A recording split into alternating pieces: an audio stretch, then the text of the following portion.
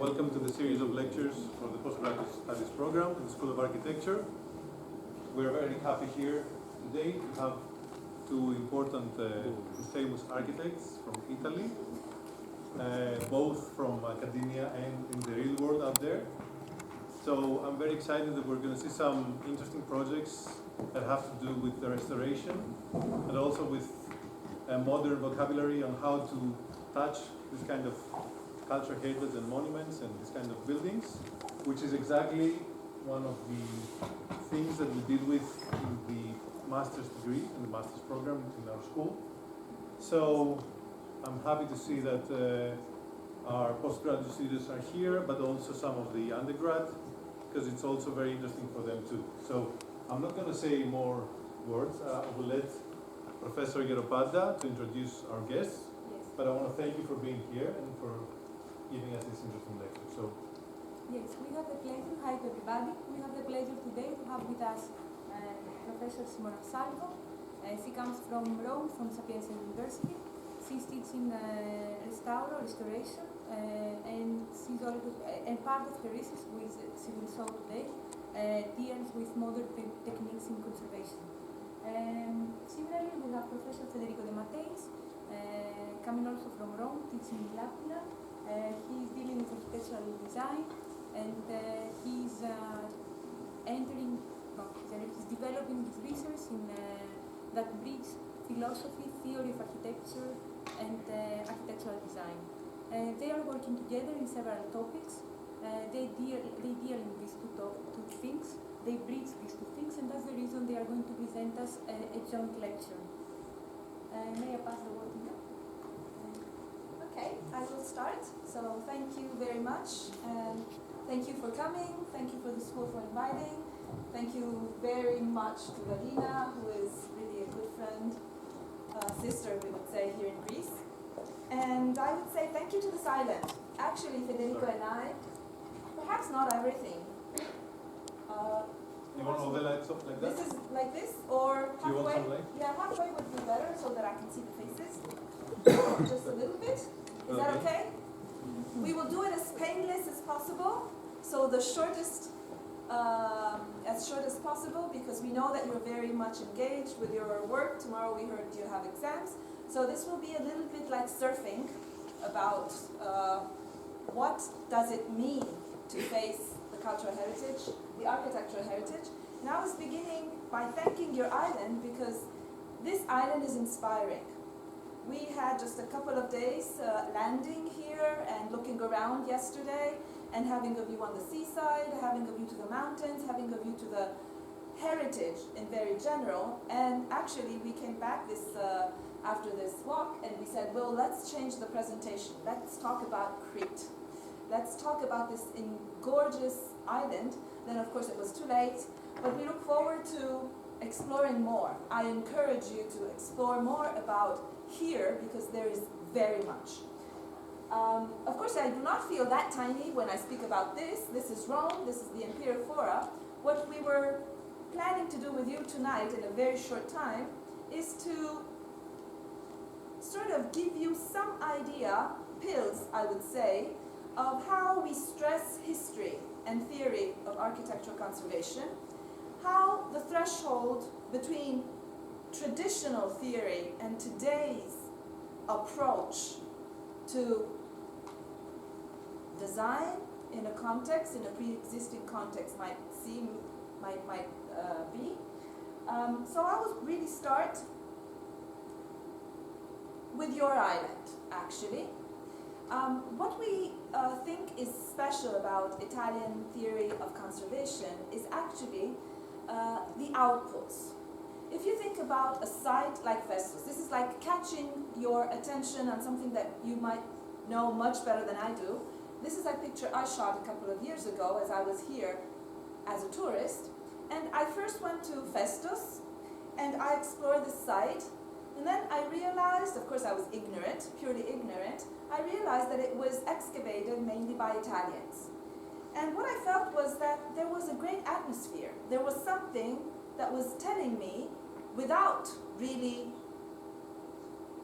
straight suggestions, Of course, there is a lot that you have to imagine, but there is a lot that is missing. But if you go through, you feel that there is something around which has to do with the landscape, has to do with the site, has to do with the ruins, has to do with the fragmentation of what you see.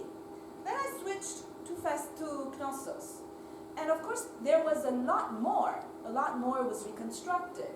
A lot more was suggested. It was strongly reconstructed.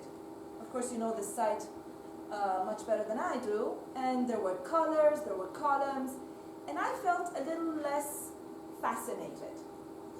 Where does this come from? Of course, this is a gorgeous site, but it was treated by another side of another approach. It was treated by people who push on reconstruction.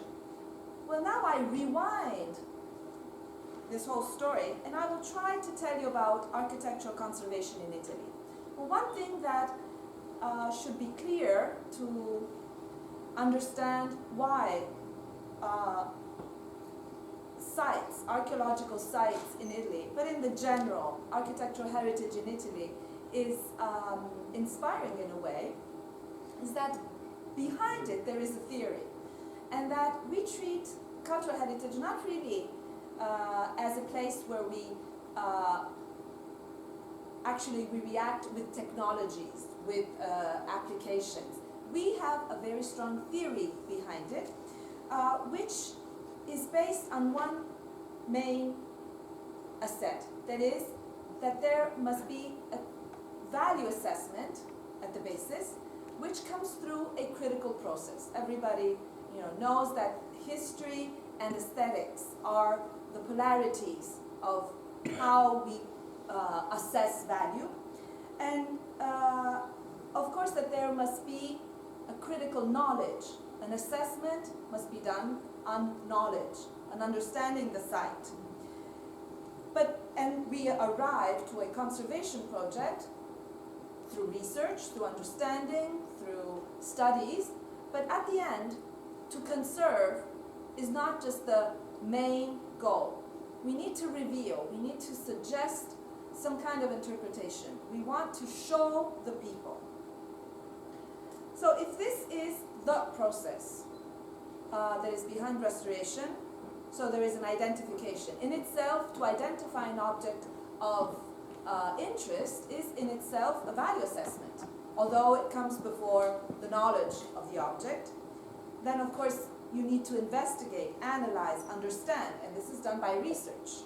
Then you have to assess historical and critical value of the object. That is a step that cannot be missing.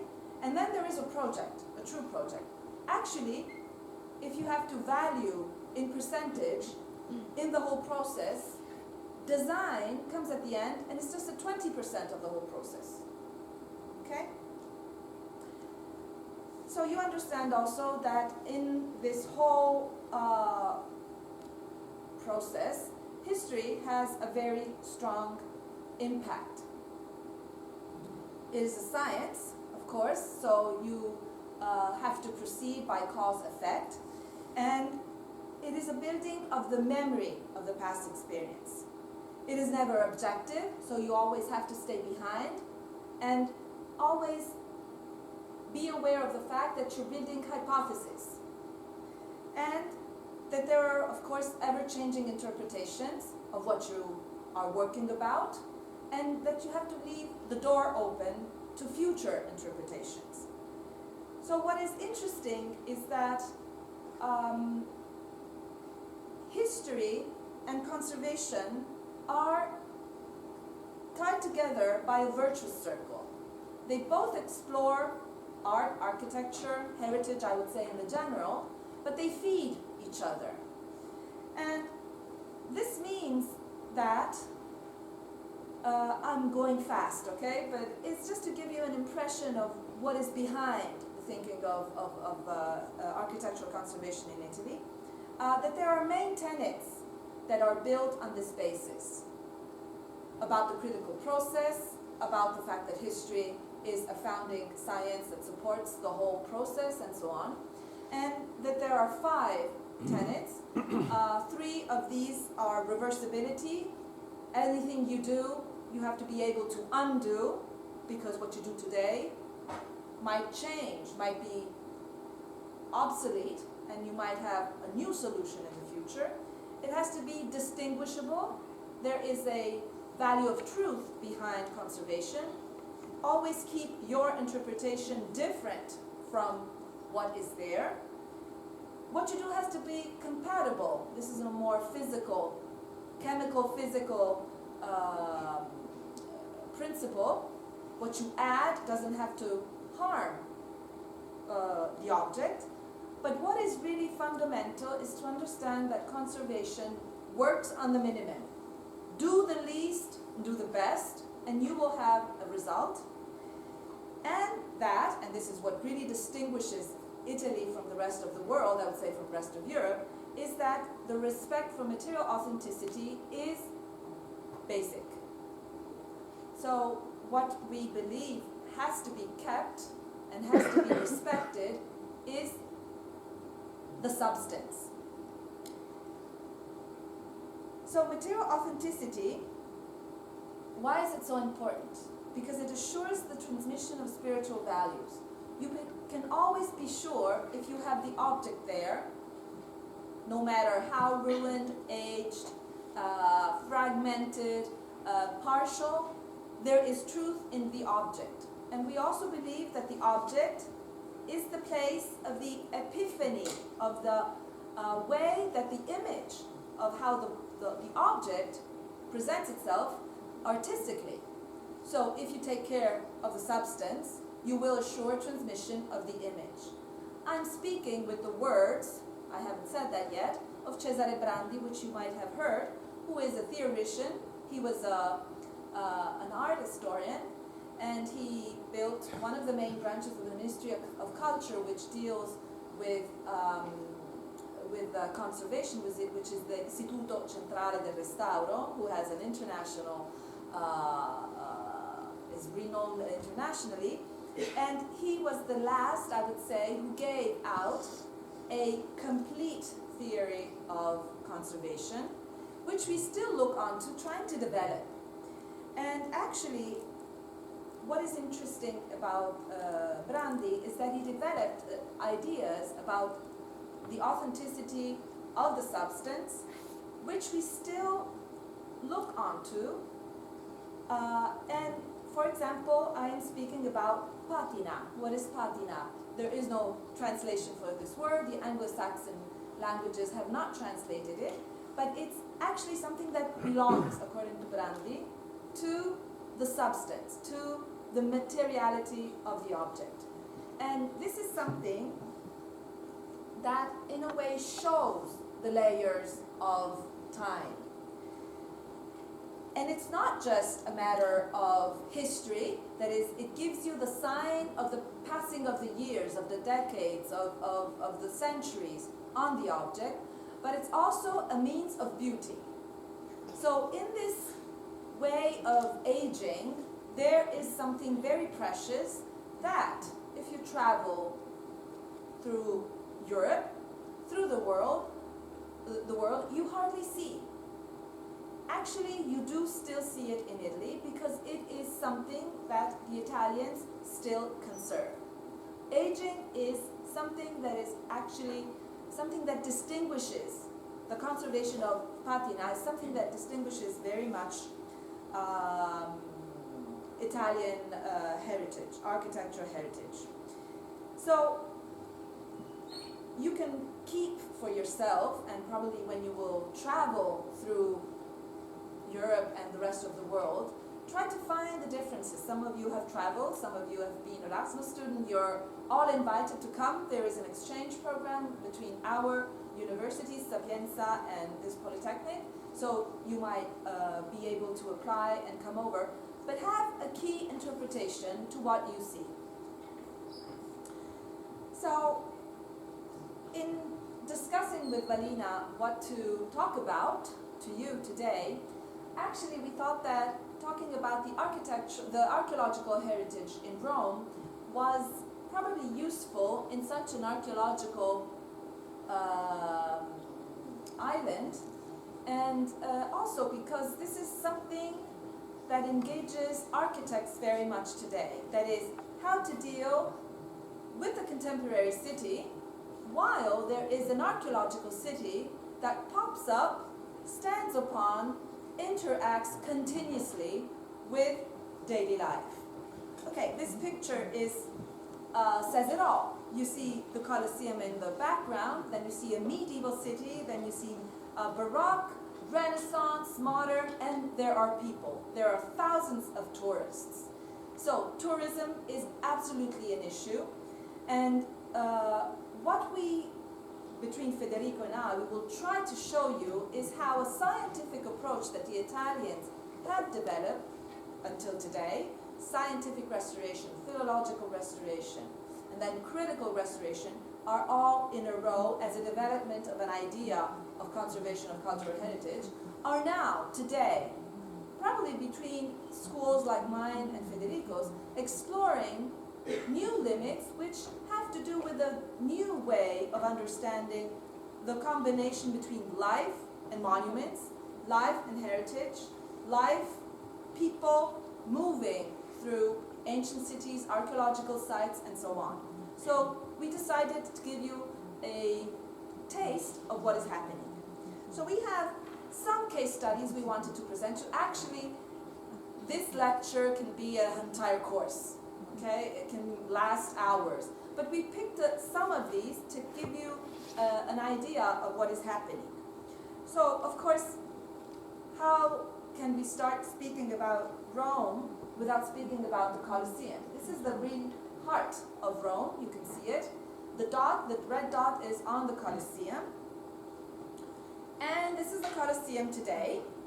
It's a big, bulky monument. This is one of the very few monuments that repays its conservation through the entrance tickets in Italy. So just imagine how many people visit it. And it's been undergoing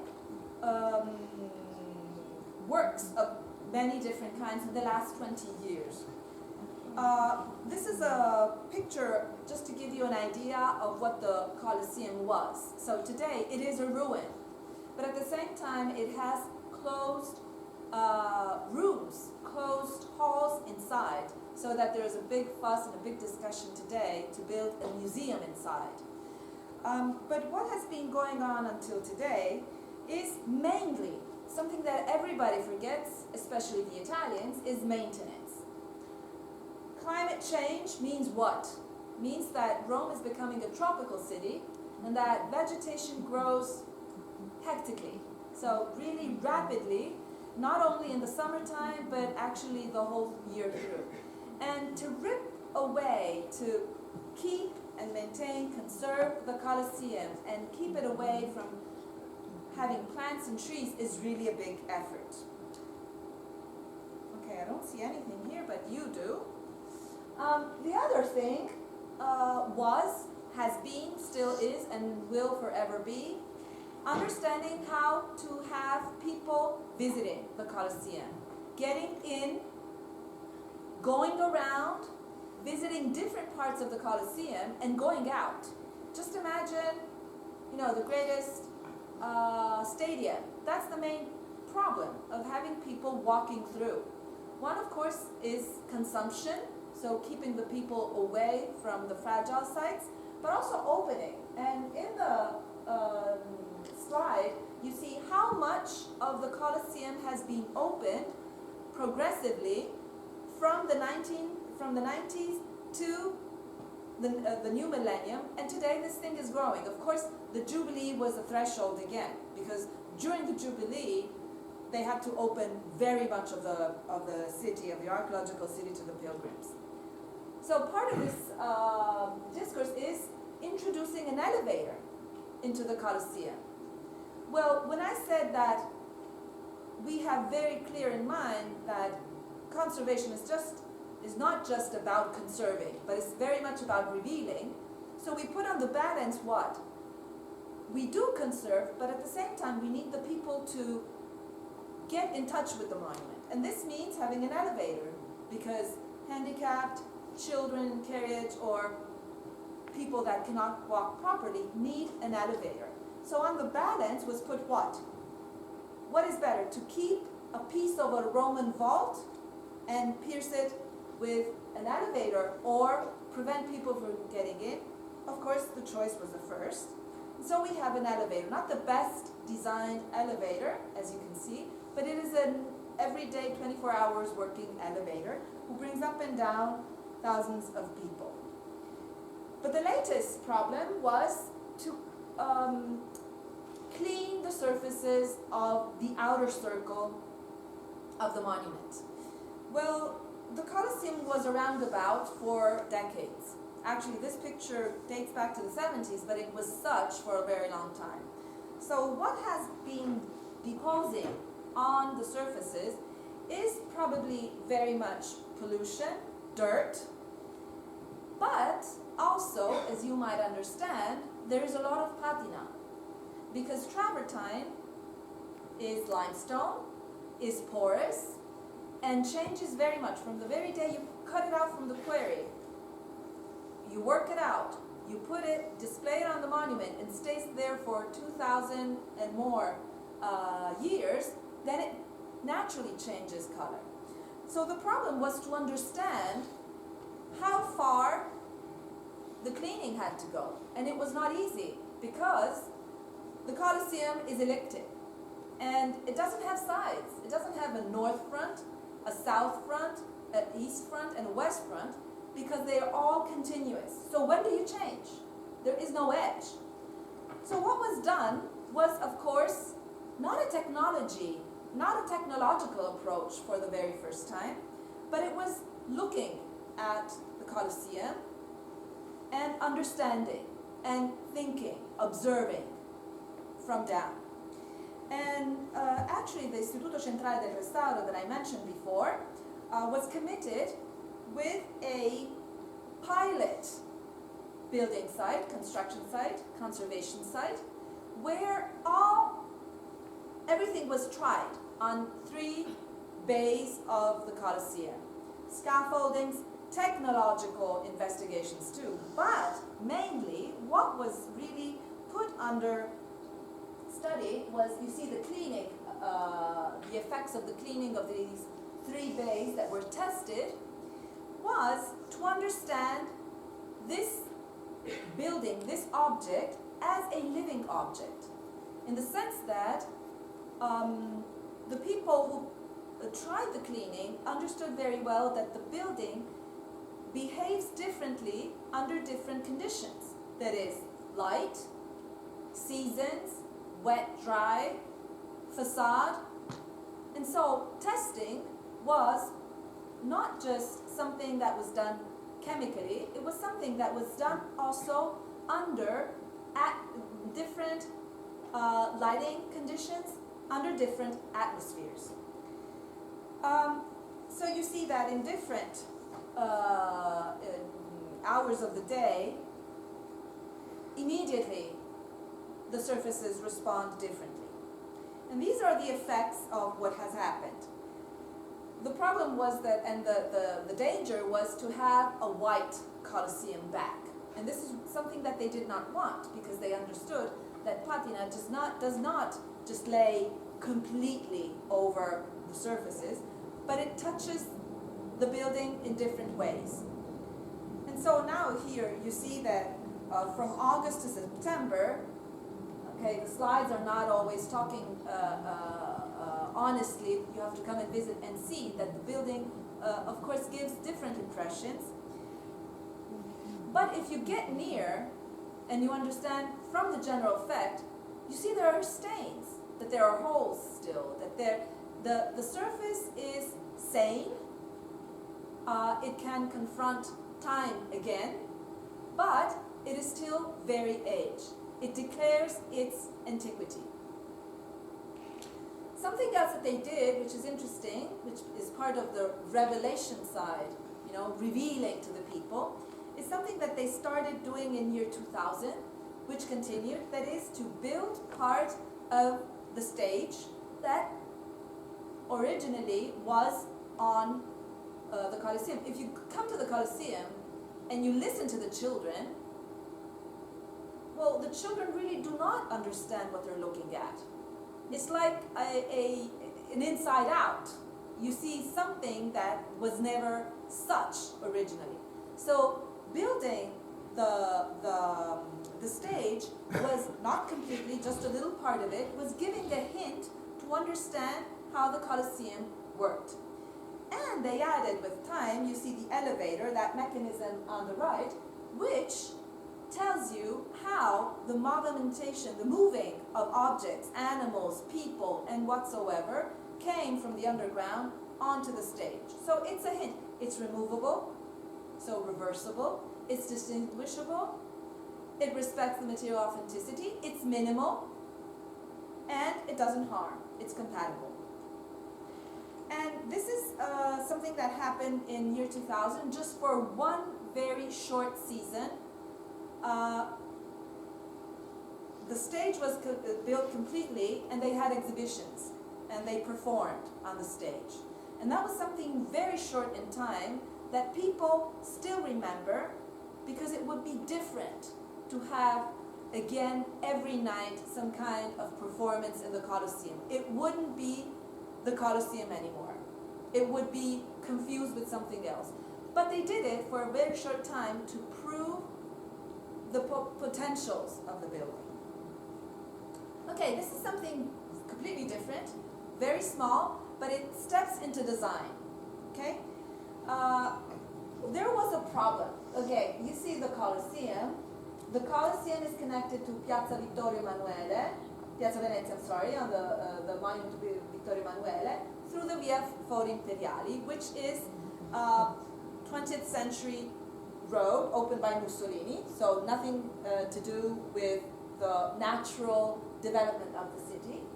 But actually, this part, the Roman Forum, the Imperial Forum, was perfectly connected since the medieval times to the hill, to Monti, which is the hill looking over to the Imperial Forum. And this was connected by a catwalk.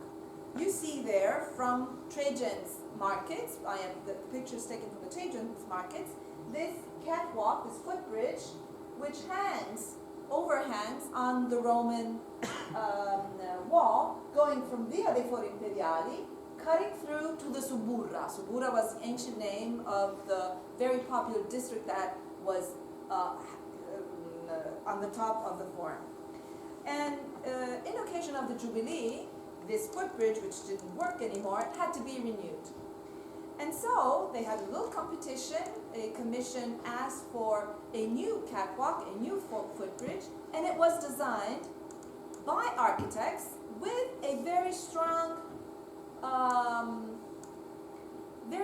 instructions. So they did not have to pierce new holes, use modern beams in the old holes where the beams stood. It had to be, of course, designed according to the rules and regulations, and so on. And so this group of young architects, Labix named, they are based in Rome, designed this. And I like this picture because it tells exactly what it has to be. You do not see, the first thing you see is still the Roman wall. But if you look clearly, then you see the catwalk, which runs all the way through, just as the ancient one. And you get near, and you see that within the catwalk, everything is compressed. Okay, the railings, the footbridge in itself, the lighting system, the drainage system, and it's very thin. It doesn't have a very strong impact. You see the beams have been put exactly where the holes were, so nothing has been damaged. Materials are completely new. This is modern, contemporary architecture, but behind there is archaeology. Now, of course, Italians don't maintain things. The catwalk has been closed and it's being, it's getting bad, but it's another story. So if you go, don't complain if it's closed, just look at it. But this is what it is. Designed, very precisely designed to be as compatible with the entire context of the Roman wall. Again, talking about design within archaeological sites. This is even more difficult as a case study because it is part of a very complicated situation where a huge museum, actually the National Archaeological Museum, is placed, that is the Diocletian's Baths. And in occasion of the bi-millenary after Augustus' death, 2014, new works were developed, and this is what came out. Okay, Federico, we were planning the slides together. He said, look at the dot, the red dot up there. This slide doesn't talk very much. Well, it does, actually, because it tells you why Diocletian's baths survived. Because they were off the center of the city. Most of the buildings in the center of the city were spoliated, were taken pieces from to build new buildings because they were there. They were useful because they were used as quarries. Diocletian's baths were up there and they were just left and abandoned. And this is why, actually, here they are. Do I have a pointer? Okay, perhaps I can do this. Do you see it? Yes, you do. Okay, this is the huge Roman complex. This is the Termini station, the main railway station in Rome. So if you arrive by train, you just bump into the Diocletian's baths. And this is actually what happened, okay, in the Renaissance times. At the time of let's say Michelangelo, this is what Michelangelo saw when he bumped into the cloister that was built within Diocletian's baths.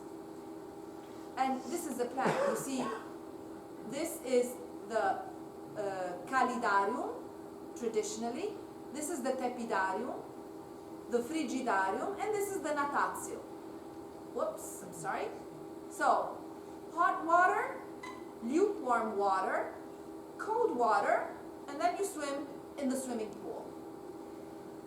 With time, after centuries, the Carthusian monks colonized this area, and they started building what you see here, this very huge complex with a cloister, and the monks started living there. But this side of the Frigidarium was left abandoned because it was huge. It was something that they couldn't use until the midst of the 16th century, when the Pope asked Michelangelo to build a church inside this building. Well, of course, Michelangelo was a genius. We all know that Michelangelo was a genius. He was at the end of his life. He was super mature. He was just finishing the Sixtine Chapel. And when he was asked to do something with this place, well, he actually applied some kind of value assessment, very personal, but actually very effectual. And he actually did nothing because he assessed the value of the place. So what he did was he closed some walls. You recognize the Tepidarium, the Frigidarium. He just built in these walls, gave a direction to the church, built the apsis, and the rest was there. The vaults are still the Roman vaults. And these 4 columns, originally by Michelangelo, were Roman columns who stated the central part of the church, the cross. What happened afterwards, if you go to Santa Maria degli Angeli today, you see this kind of situation, which is very Baroque, because during the 18th century, during the 1725 Jubilee, it was renewed, it was enriched. Now you don't see the atmospheric space that you have inside, which is rarefied, but incredibly dense in significance. But to go further, what is interesting to understand is that between the church and the Natatio, the swimming pool, something had happened. And so this is a reconstruction from Paulin, a French. You see, this is the church, but in the original times, okay, when it was a Frigidarium. And you see the natatio here. And I show it because the natatio was an object of restoration. That is, here you see it in the early 20th century, but this is a picture of mine until it was like in the 90s. And it was the rear of one of the cloisters that the Carthusians had built right in the middle of the natatio. But the new works then had done what? They tried to recompose the very small part of the swimming pool that was there, that today, if you visit the space and the place, you do recognize as such. And by doing what? By doing the least possible. This is the construction site, and this is what it is. This is the natatio, the swimming pool. You see that there are steps going down. You see that the surface here is being completely restored. Every piece here has been a matter of investigation. We know today much more about Diocletian by investigating these surfaces, how the empire worked at that time, the artisans, how they moved, how they achieved the work, how they collected materials. And it's like a page of history today, this monument. This is the apsis of the church on the other side, and this is what you see. Okay, this blind wall is the rear of the cloister, but still here you go down and you perceive the fact that there was a swimming pool between the church and this new building. And here are the staircase, nicely designed to tell you, a little bit like Peter Zumthor, that you're traveling in time as you go down, from this level to this level. You see a bit of the veneering, the original veneering here. And of course, augmented reality, digital reconstructions, virtual reconstructions are everywhere in the world. Actually, I think they started in Rome. This is something that you can experience with, it's real fun, but at the same time you do understand more about the forum. Actually, this is more or less what I will show you in the next slide. This is the Via dei Fori Imperiali. You see all the forum, the imperial fora, Traiano, Augusto, Nerva, Cesare, they're all here. So when you walk along the Via dei Fori Imperiali, you see this, okay? And of course you see a lot, but you do not exactly understand. You have to study a lot, you have to be aware of what you're looking at. But lately they have built this system. There is a stage looking onto Augustus' forum, which during the summertime, during nighttime, actually allows you with a sort of son et lumière. You have headphones, you sit there, and there is a show. A show that, with earphones, tells you the story of the place, and the reconstruction of the Augustus forum stands in front of you. And it's very nice. This is the Tavola Peutingeriana, which is projected on the surface, and it's inspiring. It's very, very inspiring. And from my experience, it teaches at different levels to children, experts, people, normal people, students in architecture, and so on. And you have an idea of how it was without touching it, without having no kind of impact on the material of the ruins. And this is one of the last case studies which we thought was interesting because, as you might know, we are building a third line of the metro in Rome. We're very proud of this. Actually, we stopped after the first 10 kilometers away from the center, but it's a great occasion to pierce the center of the city and to pop out in the crucial parts of the city. One of these is the metro, which pops out exactly, crosses the Coliseum onto Piazza Venezia. You see that the problem is not the tunnel under, because it goes way down under the archaeological level. The problem is popping up with the stations. So here we are, you see the dot over there. Well, actually, there are a lot of investigations before you start designing a metro station in that spot. And what they first did was to have archaeological excavations to test the soil, to see what it said, because this situation is just drawn on paper. It's the result of archaeologists. Well, they pierced the soil and they found, of course, something that was completely different from what they thought. That is, they found that there is an auditorium. Just one auditorium similar to this exists in Athens. It's Hadrian's auditorium here. So it's typologically something very precious that they cannot move. So they did open a competition. We participated. I'm not showing the drawings, but it's good to know that there are competitions for what? For something that will cover the excavations while the process goes on in designing the station. So this in-between time of use will take 10, 20 years, we don't know, but it's something that Rome is taking care of. Here is what happened. You see that this is blind, this is under Piazza Venezia, but before this we thought that the Trajan's Forum continued here, and instead we found these two great halls with staircases, just as in Athens, which nobody knew about.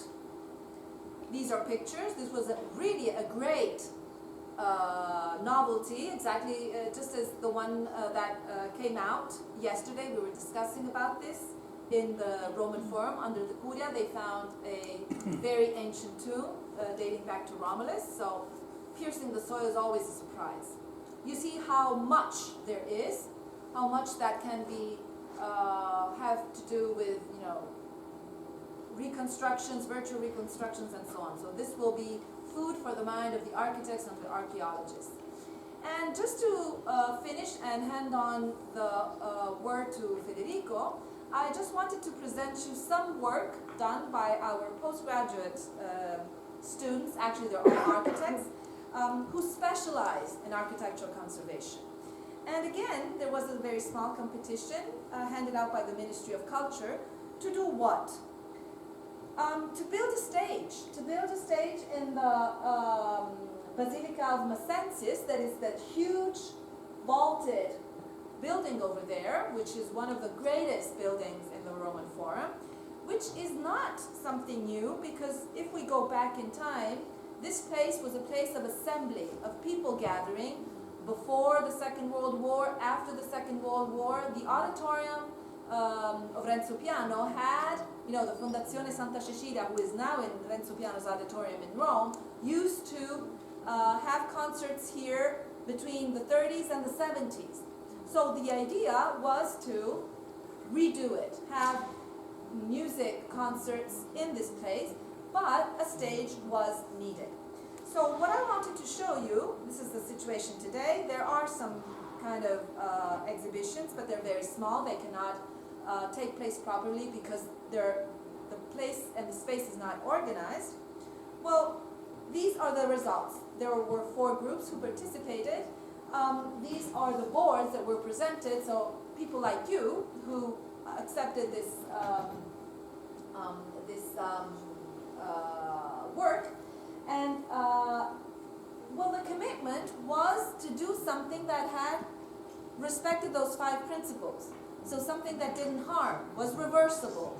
Today was also sustainable, that is done with materials that, you know, were recyclable, that was movable, compactable, packable, and, you know, demountable, and that did not harm the vision of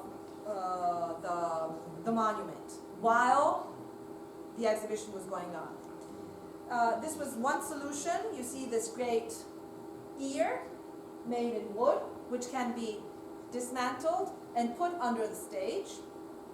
This was the second solution, directed in a different way. You see the axis is different here, but there are all pieces, you see, which during the day can be used just to look at the building, at the ruins and understand, but then they can be organized with parts and can have totems with explanation of the monument.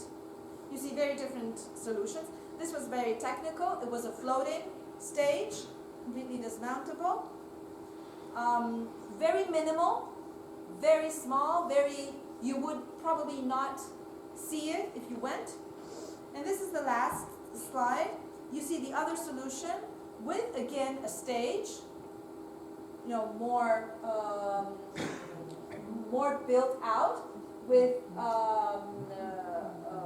pieces that can be mountable in different ways, that can have different functions during the day, and that can be a place where to sit and place the orchestra. So this is my last slide.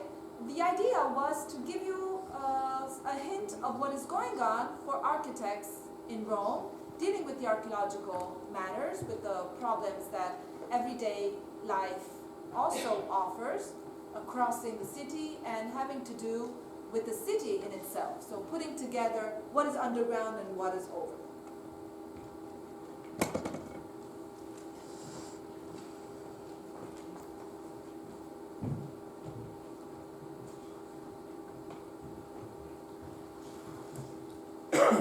Okay, so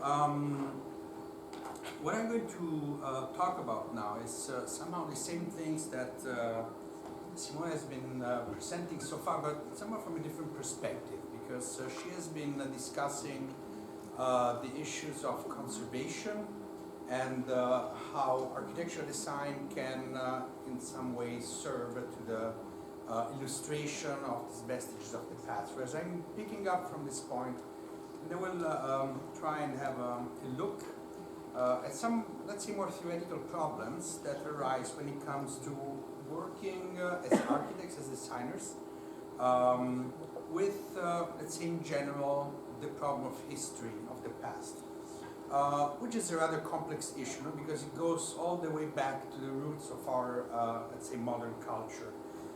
So I will start with something that's, let's say, a little bit of a reflection, or rather a provocation, that goes out from here, no? The great encyclopedia of Diderot and d'Alembert, which is somehow the root of our modern culture.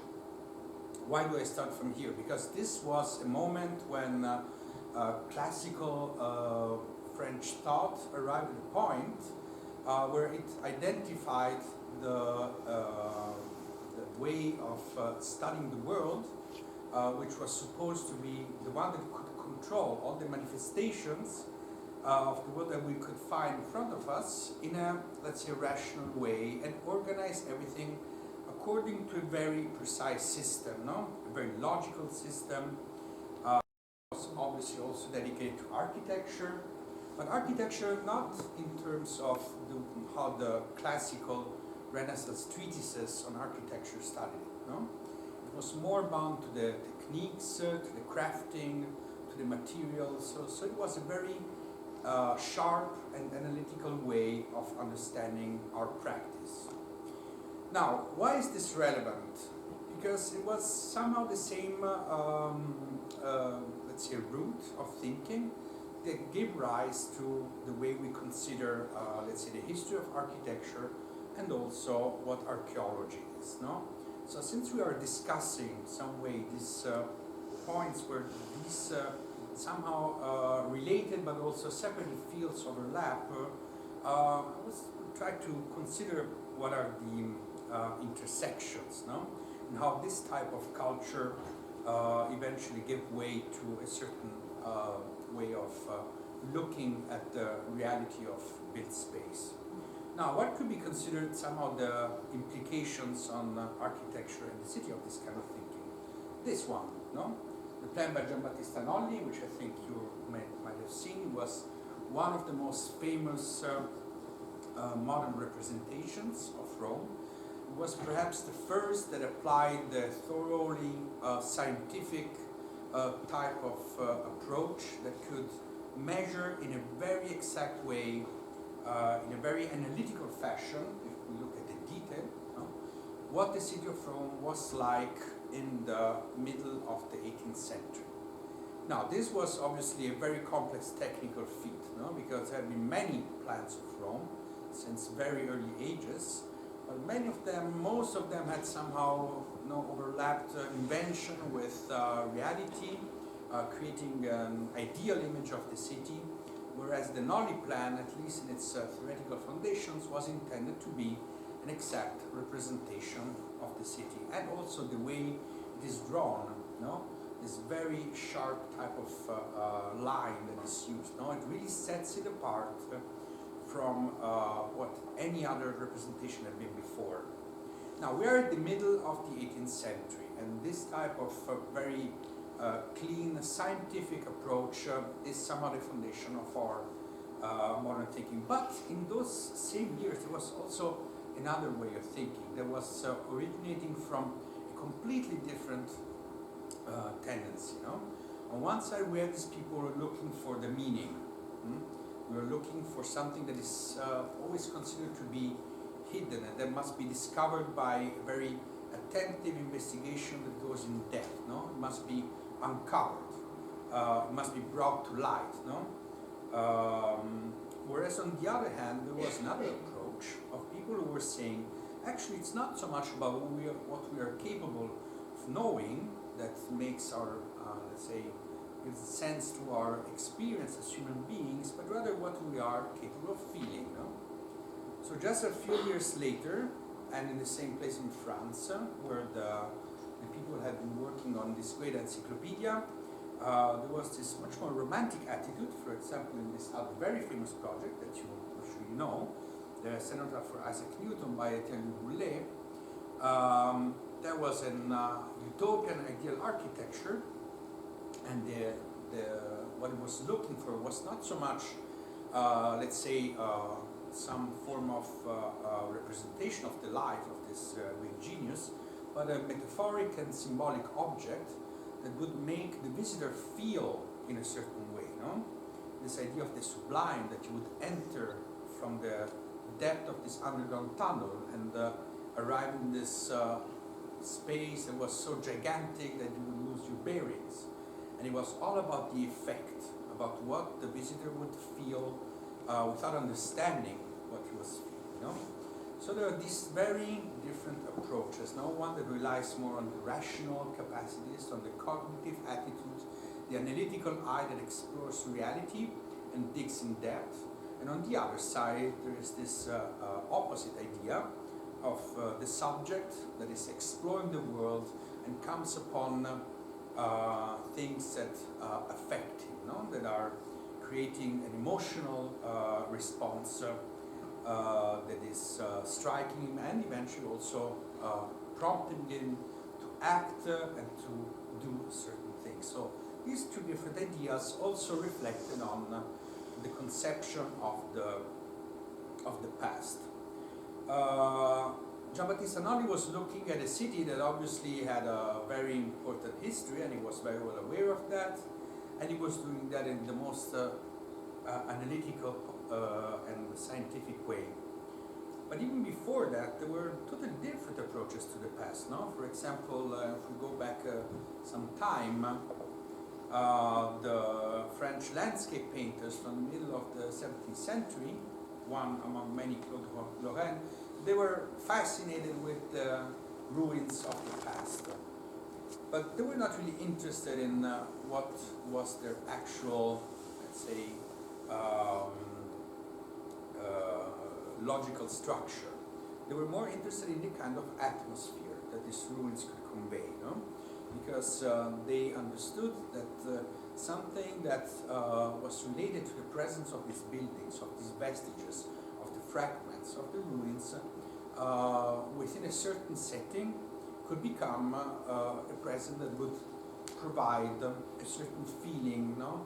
How could you call that? No, the bucolic feeling, a feeling of the past, very difficult to define. But indeed, we find that throughout the history of modernity, there are many different artists and architects who take advantage of the symbolic and of the strength of these historical objects to provide a certain effect. So it's not so much about the meaning, and it's much more about how these objects actually make us feel. And one very famous example is this one. No? This is John Soane, a British architect from the beginning of the 20th century. He designs this very large and important building for the Bank of England in the middle of London. But his fascination with the ruins of the past is such that he has a painter depicted as if it were a ruin. No? You can see in the corner, right here, that there is a building itself, but then this gradually almost falls apart, starts crumbling in this beautiful painting, and it becomes something that is almost the foreshadowing of what this colossal architecture would become after a few centuries, when its regular life stops and it becomes a ruin, just like the Roman ruins that John Soane had seen when he had been in Rome.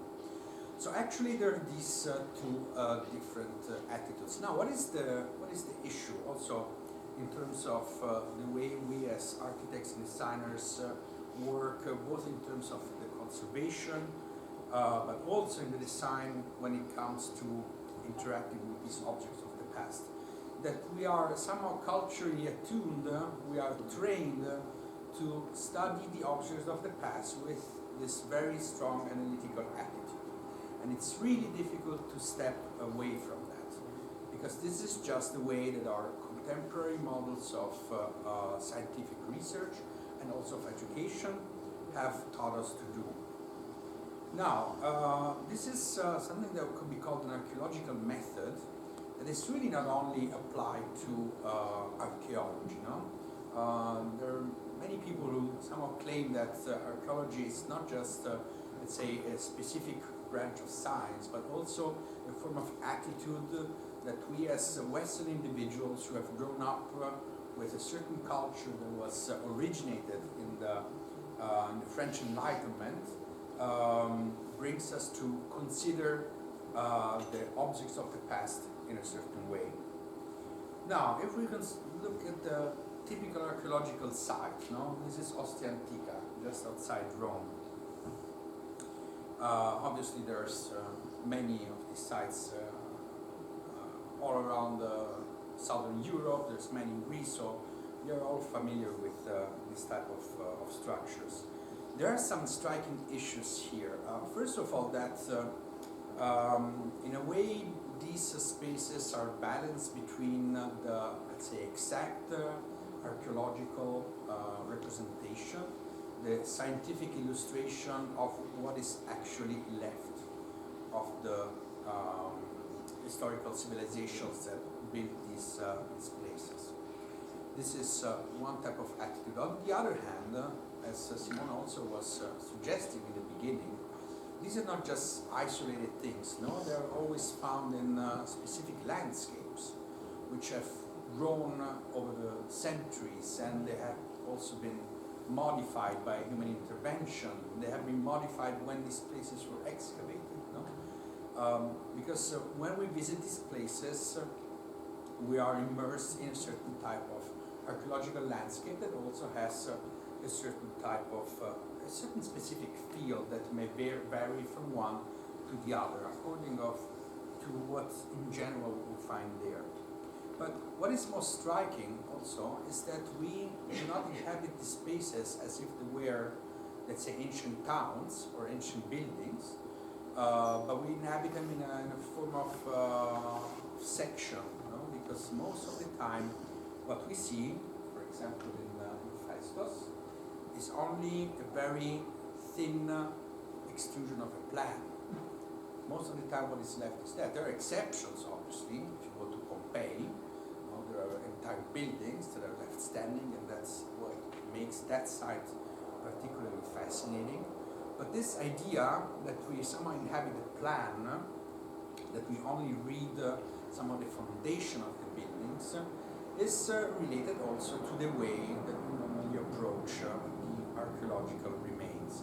Now, perhaps you're familiar with the way that the archaeologists work, no? There is this very intriguing photograph that shows a group of archaeologists at work. The digging is very slow. Things are brought to the light with extreme slowness, because every single layer of material has to be removed one at a time.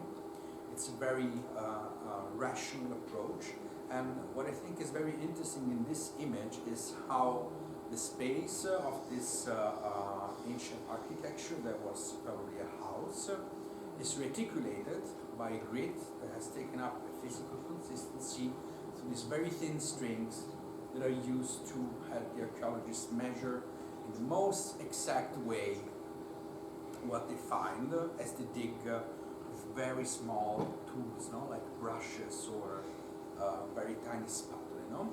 So this is the type of, let's say, conceptual approach that is mostly adopted when it comes to understanding the archaeological objects.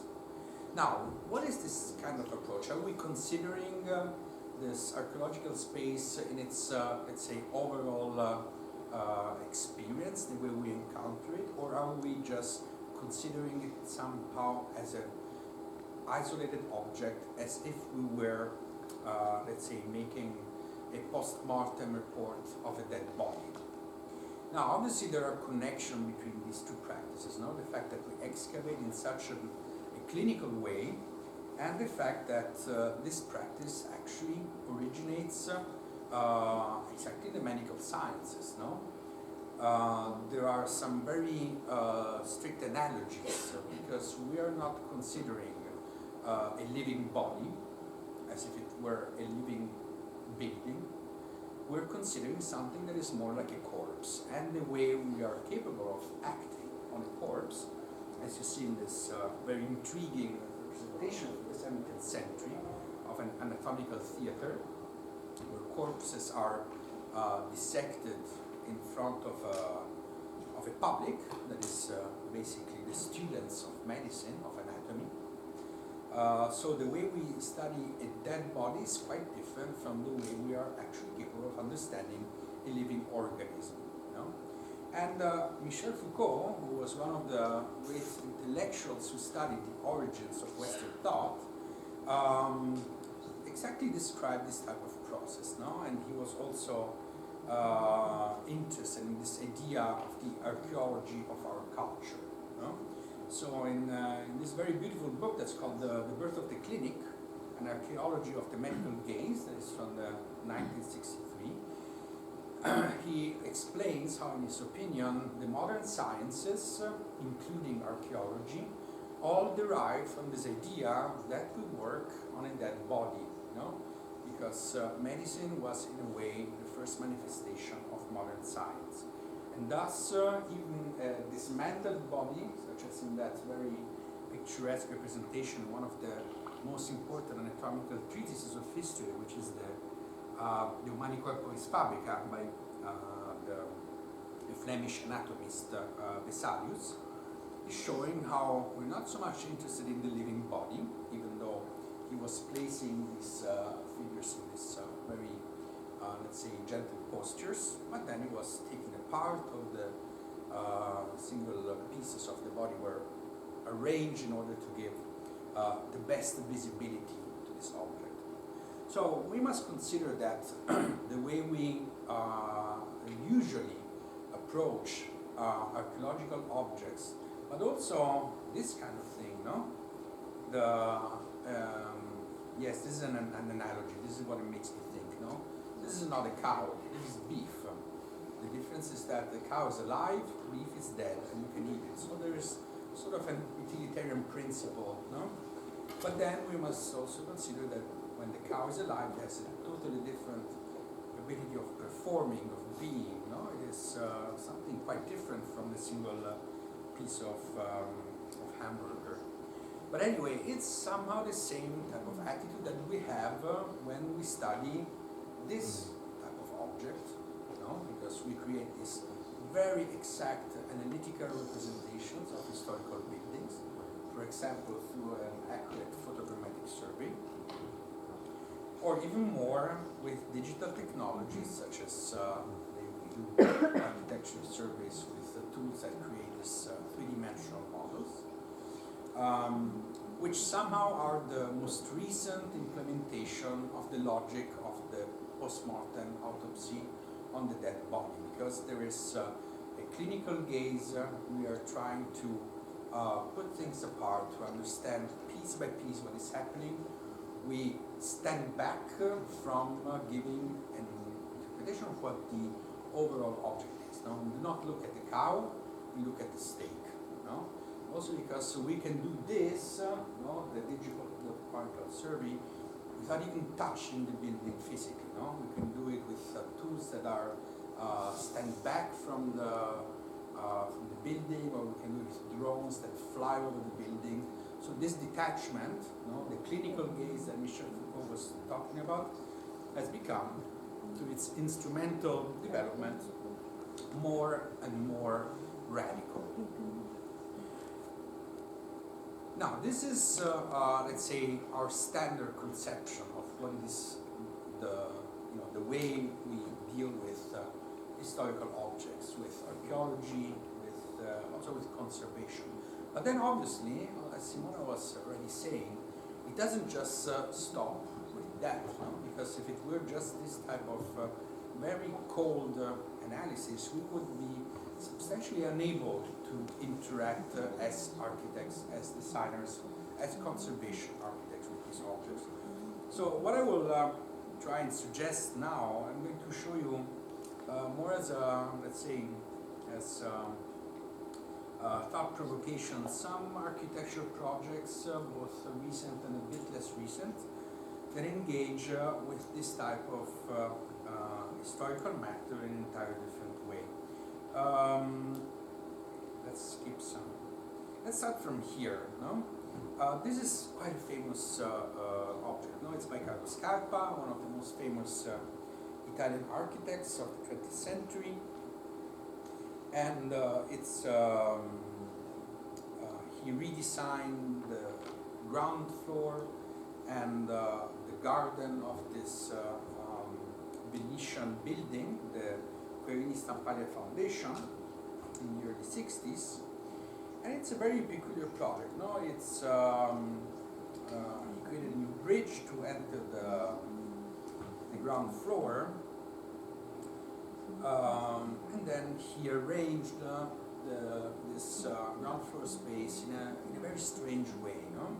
Carlo Scarpa has always been a puzzle to critics because they have been trying for decades, even when he was still alive, to understand why he did his architecture in a certain way. No? Architecture that was somehow over-decorated. No?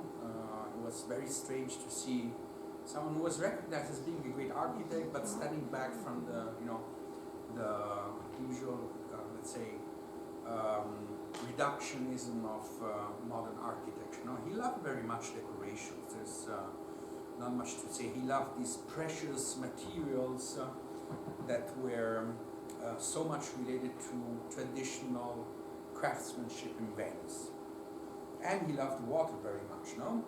One of the most stunning things in this building is that he very freely allowed the water to flood these beautiful pieces of stone, marble, that are creating the steps to go down. No? This is actually a traditional solution in Venice, no? Because instead of having the garage, they have a place where the boat can arrive and directly from the house. So if you are rich enough, you can step inside your gondola. But what is most interesting is that this relation with this historical object has nothing to do with, let's say, the actual object. It is not an investigation related to the real history, nor to the meaning. No? This is very important to clear, because Carlo Scarpa was really not interested in doing an analytical work on the building, neither in this case nor in the several other cases where he did this rather amazing intervention on historical objects. What he was very much interested in is to create, we could call it a feeling, no? A sort of experience, or you could call it an atmosphere of what it is like to be in Venice. No? This is what he was interested in. And he did that in a rather free way. So there are no forms here that are reminiscent of the classical decoration of Venetian architecture. there are materials that he employs, but he does that in a way that is actually not entirely traditional. No? So perhaps he picks up the color, or the texture, or the polish of some materials, but actually they're also used in quite a different fashion. So there is no, let's say, homage to history as it is extracted in an archaeological way. What is perhaps more interested in, Carlo Scarpa didn't write much, so there is no direct testimony to that, is that this building, more than most other contemporary architecture in Venice, is capable of evoking a feeling that is very much like what you experience when you are in the city. Many of you have probably been to Venice. You know that it's a very particular place in the world, and you probably know that the way one feels in Venice is just unlike any other part of the world. No? They say there is the Venice of the north, the Venice of the east, and the Venice here, Venice there. But in reality, the way the city is showing its space, its character, its ambiance, its milieu, call it whatever you want, is rather unique. And what Carlo Scarpa was trying to do, and he was incredibly successful at that, was picking up something from this actual space that was not directly related to the, let's say, to the archaeology of Venice, and was trying perhaps to create this archaeology of the feeling of Venice, no? Giving us this rather, let's say, counterintuitive opportunity of making us feel as contemporary subjects living in the 21st century, the 20th in this case, feeling something that was similar to what an ancient Venetian citizens might have felt. So this is a form of, let's say, archaeological approach that is not analytical, and it's not based on the material evidence of the past. It's an archaeological approach that is picking up from the city in particular, but it's, let's say, a way of working that is not specifically related to the site. Some architectural features that are capable of making us feel in a certain way. Now, we have seen in the beginning in this, let's say, short observation of what happened in classical France that there were these two attitudes, no? One more analytical, that was dedicated to having this exact gaze on the world, no? Trying to systematize it, to look at things in a very, with a very scientific approach, and one that was very much based on the feeling, no? That building could evoke, on the atmosphere of the ruins, or on the, let's say, effect of sublime created by Roulet's cenotaph. So, in contemporary thinking, there is a strain of philosophy that is looking exactly at this, no? And it is talking about something that is called the feeling space, no? We as architects, we all know what space is, no? We work with that every single day, no? But perhaps one of the most important things about space, one of the facts that it's sometimes difficult to recognize, is that space is not just something related to, you know, geometrical space, no, the extension, no, an empty box which is filled by objects, but it's rather something that's, call it something that is capable of making us feel in a certain way. And there is this this very old tradition that is already has been questioning how it's possible that architectural space, architectural objects are capable of making us experience something spiritual, like a mood. You all know about that, no? It happens that when you come upon some building or some architectural space and you suddenly feel in a certain way there, you might feel happy, you might feel impressed, you might feel scared, no? Something quite usual. It's also at the same time something that is a bit difficult to define, no? And in this very interesting work that is quite old, goes back to the end of the 19th century, Heinrich Wölfflin, who eventually would become one of the most influent art historians of the 20th century, this was his doctoral dissertation, asked exactly this question, no? How is it possible that architecture can become the expression of something spiritual, of a mood?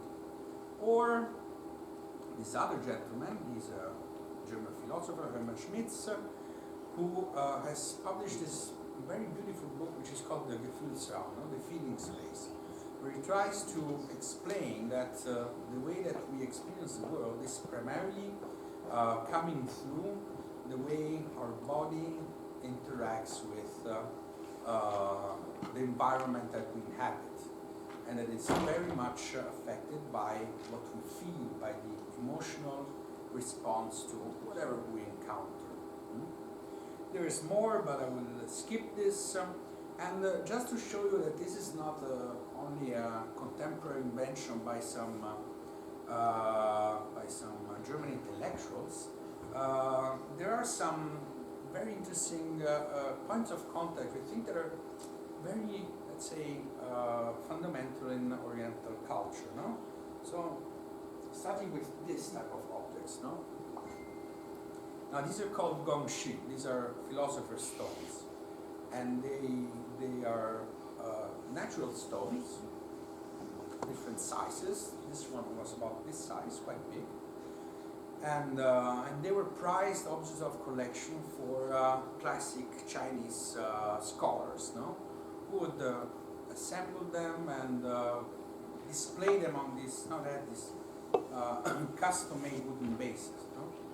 Very strange objects, no? And when I first saw one of these, I was saying, yeah, it's a beautiful stone, but what does it mean? What does it represent? No? And I was trying to look at it from different angles, trying to understand if it was a wave or a mountain, a mini landscape, if it was a... But it's not like that, no? It's not something that you have to understand. It's rather something that you have to feel, no? You have to enter in contact with this object in a way that is somehow setting aside this analytical gaze that is always trying to decipher things, to go in depth, and just see how this object, its form, is very dramatic form, makes you feel, you know. And there was one very beautiful Japanese movie which was talking about something similar, no? It was this one, very, if you have the chance of seeing it, it's extremely beautiful. There is this couple, they walk on the bed of a river, and at a certain point he picks up a stone which has been polished by centuries of water, and he hands it over to her and says, "This is a stone letter."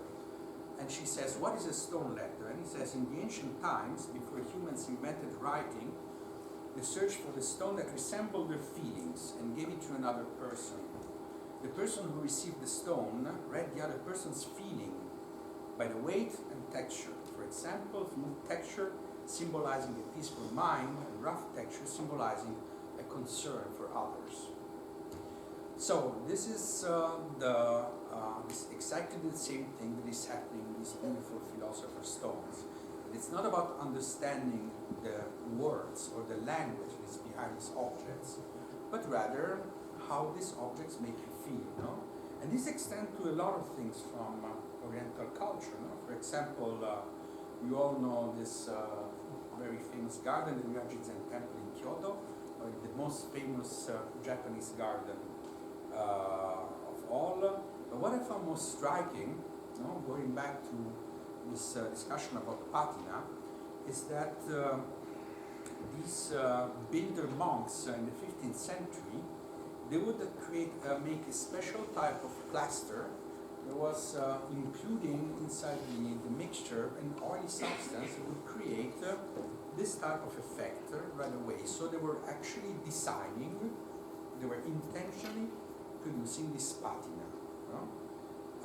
Why would one want to do that? No, we like buildings that are new and clean, that do not show the signs of time. No, on the opposite, this time-worn surface that is accentuated by the fact that it's mixed with this greasy substance is something that makes us sense, obviously not understand, but sense the passage of time, and creates somehow a connection between the appearance of this building and the appearance of perhaps a natural surface. So just to go towards the conclusion, I would like to show you, I will skip a few things, I've been talking too much. But start from here, no? This is a very interesting, let's say, archaeological reconstruction project. No, it's in Spain by these two architects, Italian, Spanish. And this was a memory garden. There used to be an old monastery and church in this area, but it was completely demolished. They built a parking lot on top of that, then the parking lot was demolished, and at a certain point they wanted to make a garden. And the very few material remains of these ancient buildings were brought out. No? But there was not much there. No? So in fact, if you look at the reconstruction, no, it's not something scientific. It's not an actual archaeological site, because in building these walls, no, it's more of a park than an archaeological site. They didn't use only the original materials. They were mixed by somehow many of the remains that were also modern materials that were excavated from this site. With this, let's say, effect that is not historic, but it somehow feels historic. Now, what is the difference? The difference, obviously, is that if you look deep enough, if you turn on your modern analytical gaze, this architecture it's showing that it's perhaps only a simulation of history. It's a reconstruction that is not so much oriented at creating an actual philological production, but more of recreating something that is about the emotions, no? And you see the trick here, because there is a link, obviously. Can you recognize this thing to the right? Okay, it will be revealed in the final slides. But one of the most interesting things is this one. No, this is I'm going to conclude with this. It's a project by Peter Zunto that you all know, who is perhaps the most acute thinker on this idea of working with history, but not through the exact reconstruction, rather through what history makes us feel. No, this is a museum of these zinc mines that are in a very remote location in Norway. No, these zinc mines were used for just about 30 years at the end of the 19th century. Then they were abandoned, and they are located in a natural park. So at a certain point, they put in this budget to create a small museum. And he set up these small objects, no? These black boxes that are somehow suspended above this very rough terrain. No? It's along a gorge, so the terrain is very steep, and they are organized. There's 4 of these boxes, and then there's a 5th part, which is an underground building. And they are arranged along this path that was used by the mine workers who were digging this ore. You know? It's a rather simple project, but what is most interesting is that he creates a reflection in this tiny book where he tries to explain what he has been doing there. No? And this connects us back to what we've been saying so far. Here on the left you see the sequence of these objects that are related to in different ways to the site.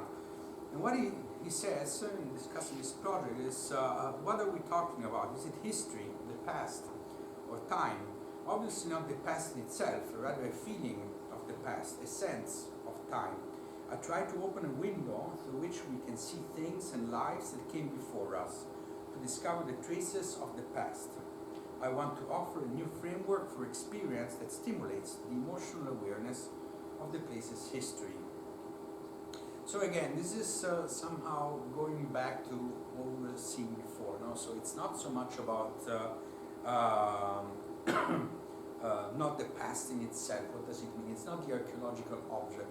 There was very little here in terms of archaeology. What was most important is that this area was somehow incorporated in this dramatic experience of the difficult life of these miners of more than 100 years ago. No? So what he was trying to do through these buildings in this, Erlen describes in this little book, was exactly to recreate through his own tools, through his own sensibility, through his own experience, what could be the relationship to this feeling of history. Now, this little book is quite interesting, not just because it describes a project in a very intelligent way, introducing a piece of thinking for discussion that is really out of the ordinary. This is very dark, this is the underground space, but it's also because he's linking this Almana Juvet Zinkman Museum to another form of reconstruction. And this is somewhere where he makes his manifesto, saying, I think that what I'm trying to achieve is something I would call emotional reconstruction, a term by which I mean the formal and material qualities that my buildings should have when they speak of the time of their places. This obviously has nothing to do with scientific reconstruction as we know it. So is this a form of conservation? Probably not, but it really has to do with our relationship to the past in a very strong way. And in fact, what is very interesting is that inside this little book, there are no photographs of this building in Norway, but he publishes photographs by Helen Binet, this very amazing photographer, from the Athens Acropolis by Pikionis. Because he understands that there is this strain which is running through not only these Pikionis, but much further back in time, going back to this sensibility for ruins, that we have been seeing was already there in the 16th and 17th century. That is then one of the ways that we can understand our work as architects on history. Grazie.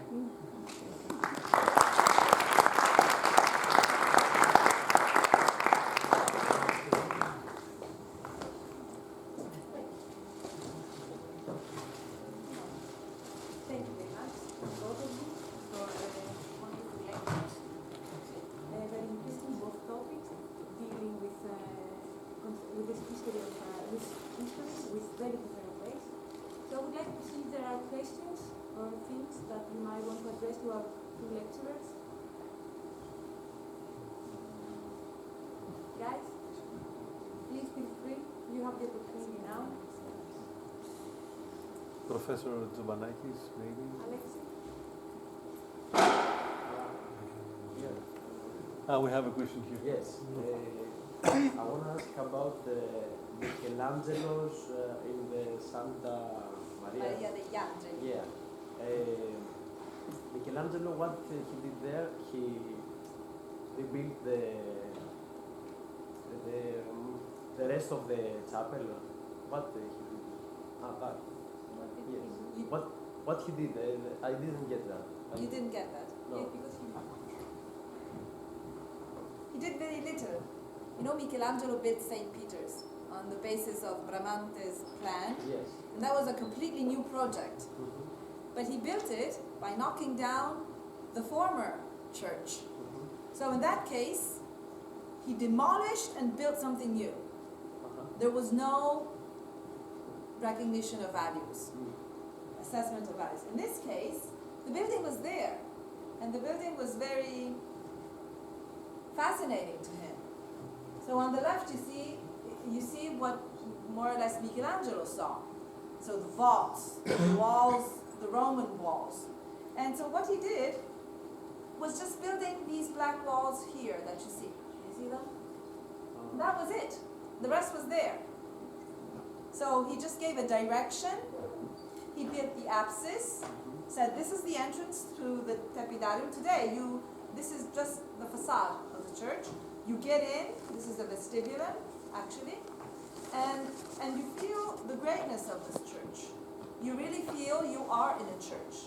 So he, in a way, gave sense to this space without doing much.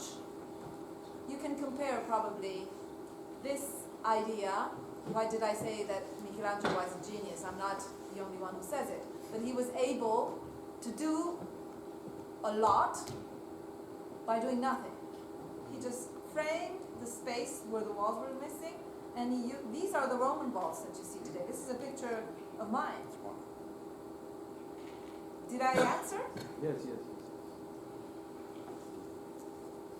Any other questions? Actually, I have a question. Yeah, sure. Please.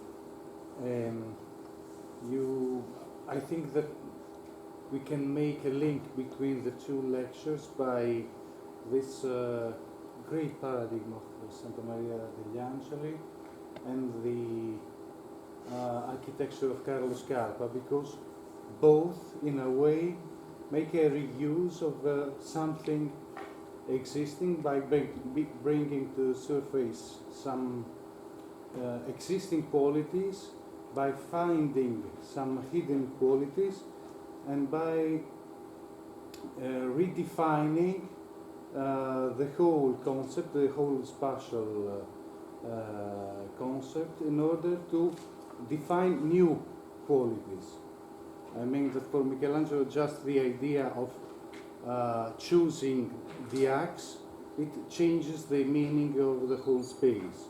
Like in Scarpa, by breaking the levels, is in a way to bring water through stone within the building. The question is,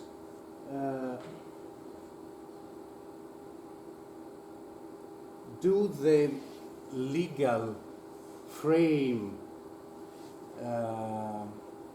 allow architects to work in this way today? Because I think that the difficulties of the frame of the norms that regard restoration and in general the intervention on the existing fabrics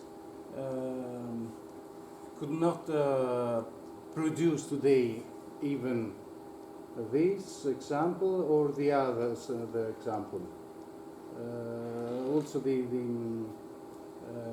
example you showed us of the Mercati Traianei, of this small path, shows that architecture is in the front line of the problems of the research of the architecture and the past, but in a way the norms and the frame, the legal frame, is not so developed. I don't know. No, it's true. I mean, today our buildings are monuments, are subject to, I would say, destruction sometimes because of installations, equipments. I mean, or regulations about security. I mean, fire escape staircases. I mean, that's really, it's a huge topic, absolutely. I think that when I spoke about the principles, okay, you understood that there is some kind of evolution in the theory, because in the theory of conservation, because what we had until now is useless. It doesn't satisfy our lives anymore, and it doesn't. We have to evolve. So I think that among the 5 principles that I discussed, of course, material authenticity and minimum interventum are also a key. If you do the least, you make the best of what you have. And if you respect what you have, in the sense that you deal with what you have, Federico's cases were all discussing about really the stones, the stones, the stone letters. I believe that is a new way of interpreting. And of course, the least you close, the least you are technical, the least you have to deal with technical aspects. I think Zumthor has the same problems. I don't think that, as a Swiss, he's very precise, and very respectful, and he's been building in Germany, he's been building everywhere. I think he has the same issues, but if you look at his architectures, at his buildings, they're all minimal in a way. They're all very drastically reduced to the least. And so a lot of space, a lot of communication is left to what is there. So I believe that that is true. Regulations, I would say more than the regulations, installations, equipments are really disturbing an architect's work. But the bigger you think, the thicker you think, the more you design, the more you add, the more you have problems. So I think that it's also, you know, we're all talking about sustainability, being less impactful on the world. Well, let's work with what is there. Sometimes if you just, I believe that in a way Africa is the new black and this is the new frontier, in the sense that Africans spiritually think that the place, without nothing, is, you know, what is important and what is monumental and what is a site. World Heritage Sites in, you know, best trademark for monuments in Africa is plain nothing. It's just earth and sky and probably a tree. Well, probably we could go back on that and think that we should do the least. I think that there are two things that we can say about the 20th century thinking about conservation. That is, do the least and, you know, really be as respectful. And you can enlarge this idea to anything. I mean, sustainability, ecosystems, ecology, they're all speaking about this. It's a little holistic thinking, but it's that. Monuments are unrenewable sources of energy. So I think we should treat them best than, you know, water, soil, air, and that. Those are renewable in a way, but the monuments are not. I didn't answer, but it was just another speech. But I agree, absolutely. If you get into an Italian museum today, it's an obstacle after the other, because of course it's problematic. But there are very good pieces of architecture around that are, you know, that try to solve these problems and reduce by doing the least. I talk too much. Anybody else? Yes? Recently in a course with this Prof, we had to study an article about resilient cities. And in the article there was an example about the city of L'Aquila in Italy and the earthquake. Don't look at me, look at him. Look at him. This is your person.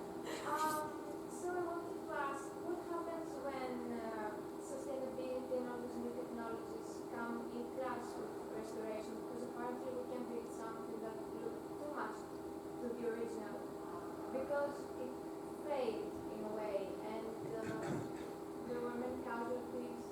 So how do these two combine? Because it's sometimes a monument is destroyed and it can be rebuilt for many reasons.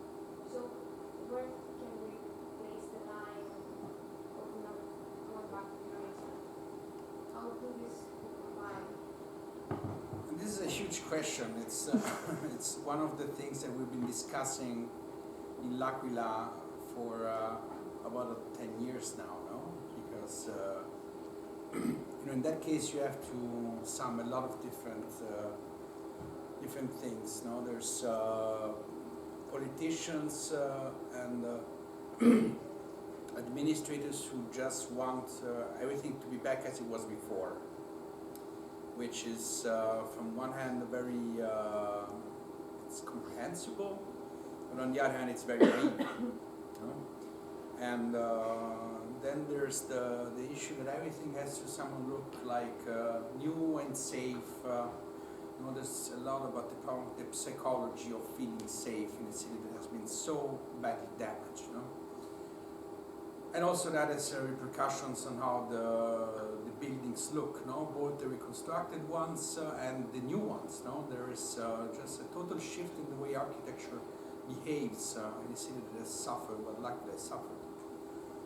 Now the final result is rather puzzling, and probably it's a bit too early to draw some conclusions because everything is just halfway through, no? It will take another decade before one can legitimately claim that reconstruction is finished. No? The impression that you have today, but we were there recently also together, is not really a good one. Because you have the feeling that this reconstructed city, just as has happened in many other cases where cities were rebuilt after wars, earthquakes, floods, whatever, that it's much easier to look at the physical objects, no? At what the survey, the point cloud tells you, than to consider what the actual feeling of a city can be. No? That is somehow lost. Now, if you come to L'Aquila, you will see that the city, the historic center of the city is being rebuilt increasingly, and it's gorgeous. It's a very beautiful historic city with these amazing mountains all around it. But then it feels just that it's not the same place anymore. I don't know if this was your question. I couldn't hear it very well, but as Simona, I speak too much, and so this was a post-lecture. Would you like something specific? Does something specific, or he answered? No, I think I understand. Thank you. The problem, actually, if I may, you got something right in the sense that the problem is not in monuments. I mean, monuments are in heaven. The true problem came with the second earthquake we had, which actually revealed the problems of the previous, I believe. That is, it knocked down houses. How do you rebuild a house, the atmosphere in a house? How can you give back people intimacy after you have deradicated them and have been given no proof of safety? And so, actually the second one is even worse because there were no monuments. It was just landscape and houses, very poor houses, historic centers that were there not because of their historicity, but because the people were living there since ever. Actually, many were abandoned, but the people were glued to these places, although they lived in bigger cities, because it was their place of the heart, their home, in a way. So now we understand that L'Aquila is without a heart. We did rebuild, and monuments are pretty well back, scientifically reconstructed, consolidated, marvelously. Great job. But the people don't live in the center anymore. It's without a heart. So I think that the threshold in resilience, I don't know what the word resilience means, but I just imagine what it is like really clinging hard to the place and trying to continue on whatever happens. Well, the threshold probably is in the houses there. Yes, we have in our class, in our urban planning studio this year, this topic resilience, and today we spoke about L'Aquila in the morning. Well, actually, we would And have the question was, where do you start? Where do you start? Where do you start? How do you start? Well, start from your family. Start from that. No, not in L'Aquila.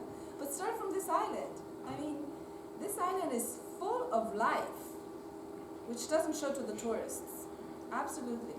I had some hints from friends who, and you know, you can really explore the world not by traveling far away, but go and look at the small places here, how the people live. I think the people, the tourists that are coming, do not know, but they're looking for that. So if you want to encourage and enhance tourism, look for the Greek life in its truest manifestations. I would come. Yes, you are concluding here, because Yes, if I you know. have to deal then with the studio in Ecuador, I know, So but it's he has to put together all of these ideas and topics, and then add the technology on the top of that. I know it's confusing, but what I'm trying to It's say challenging. is that the key, probably you got something from these two talks. There's something that you have to apply technically. I think we cannot get rid of that. We have tools, we have technology, we have science, which is something that we can really use. But we cannot forget that we are human beings. Otherwise, we make, how did you do this? Frigid, my translator, my personal translator, very cold spaces. People will get off of them. So you have to design with the heart and then out of Start that. from the people. Start from the people. Start from a user-centered approach. I'm heading for the studio. Anna. So, I was listening to you now about the resilience thing, and I have a question for you. Since you are revealing so much value from the monuments to the people, and you always have in mind that people matter at the end of the day. So, talking about resilience, we had a devastating flood in Athens, in Mandra, last year, I think, in 2018. And, it was revealed that most of the houses were built on a river in a very illegal way. Illegal? Illegal. I mean, people, very You know that. poor Italians know people that well. got, plots and they built there. So the question is, after the flood, do we go back to the wrong condition in order to gain the heart of Mandra, let's say, this small village, or do we design a clean-cut solution from scratch? What's your opinion? It's a huge question. I cannot answer that. But Let's talk about 2 hours. no. I mean, we have something very similar. I mean, the Naples, half of Naples is built on the Vesuvian. What if the Vesuvian blows up again? And most of the houses that were knocked down by the earthquake in 2016 just cannot be built in the same place. What do you do? It's just the same thing. And we're still puzzled. We have no answers. The problem is that there has to be a shift sometimes. There has to be. I think that we are most entangled with administrative, economical, political problems than else. I think that good architects and the good administration would find the way to build somewhere else. We have tons of cases in Italy because it's a very seismic area where in the past, before technology stepped in and before our lives were so complicated, well, people who could not do something, they moved.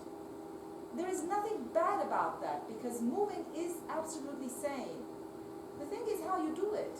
The thing is, why do I have to leave my house if I don't know where to go, for example? I think that Mediterranean populations are more stressed by this than by something else. But this is a very vague answer. I mean, I'm not answering technically, it's just an opinion. But it's also the fact that, when this type of disaster strike, like floods, it's the only opportunity you have to make changes in our types of cities. We're not in Switzerland. So if there is this kind of problem, as long as there is nothing happening that is destroying, then what are the actual chances of making urban transformations that are capable of actually reducing the hazard? I don't know about Greece. In Italy it's impossible. And as you say, it's difficult even after the disaster has come, no? The big problem is that the most renowned disaster management plans say that we go back to normal. So back to normal, like French, we were saying that with Valina the other time, like French say, retour à la normale, that we go back to normal. So we build exactly the same thing that we had before. No, Yeah, but it's more about the balance, I think. it's not about copying what Not we copy have. paste, but It's not- giving it's- exactly the same thing to people, the same thing that they have. But this is a very patronizing political attitude, no? That it must be like you had a disaster, I must console you, and you will get everything back as it was before, which is the best way to have things happen again, exactly like that 20 years later. No? The problem is that cities are administered by politicians who need to get elected. If they say no, you have to move, they're going to lose votes. No? So I don't have a solution for that because obviously it has to do more with, let's say, the politics of the city, of cities in general. It has, let's say, only marginally has to do with architecture and urban planning. But clearly, if I need to have like a comforting response in these cases, I mean, it's like in L'Aquila, no? It's the decision that everything has to come up again as it was before. It's wrong, no? But then that's somehow what people want to hear. I'm going to say something which might sound pessimistic, but it's actually optimistic. But I think one of the magical things of what you showed us today is the fact that we have to come in peace with the fact that it can get lost. So why these things are unique is because they cannot be copied, they cannot be replicated, they cannot be come back to normal, as you said. Is they're unique, and if something happens, they're going to get lost forever. If we come to peace with that, means that whenever we have to come back to something from scratch, we're going to redesign things. And it's okay. We do not have to copy things because it's going to become a Disneyland, as you say. It's fake, and the magic of it cannot be copied. So let's think of new things and try to just preserve what we can, but be ready to make new things.